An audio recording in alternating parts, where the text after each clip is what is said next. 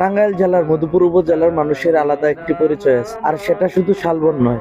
এখানকার মানুষের প্রিয় খাবার হলো ছোলা মুড়ি। সপ্তাহে 2 দিন, মঙ্গলবার এবং শুক্রবার, এই জনপ্রিয় খাবারটি পাওয়া যায়। শুরুতেই কাকাকে জিজ্ঞাসা করলাম, কাকা এটা কিভাবে বিক্রি করেন আপনি? কাকা বললো যে 20 টাকারও দেওয়া যাবে, 30 টাকারও দেওয়া যাবে। আমরা বললাম যে 20 টাকার করে 2 প্লেট দেন। কাকা এটা কতদিন ধরে ব্যবসাটা করেন? বহুত দিন, কত বছর হয়েছে? 40-এর কাছে পড়াই গেছে, 40 বছর পড়াই কাছে গেছে। ওরে বাবা!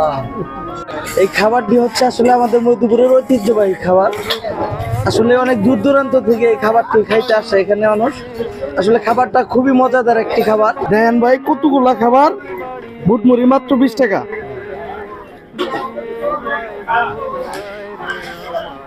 কি রহিম, রিভিউ দাও কেমন? হ্যাঁ ভাই, সেই হ্যাঁ সেই আচ্ছা। 1 চামচ মুড়ি, 1 চামচ ছোলা, হালকা মরিচ, হালকা লেবুর সুগন্ধ, যেন পারফেক্ট কম্বিনেশন। মধুপুরে এলে ছোলা মুড়ি মিস করা মানে অর্ধেক আনন্দ মিস করা।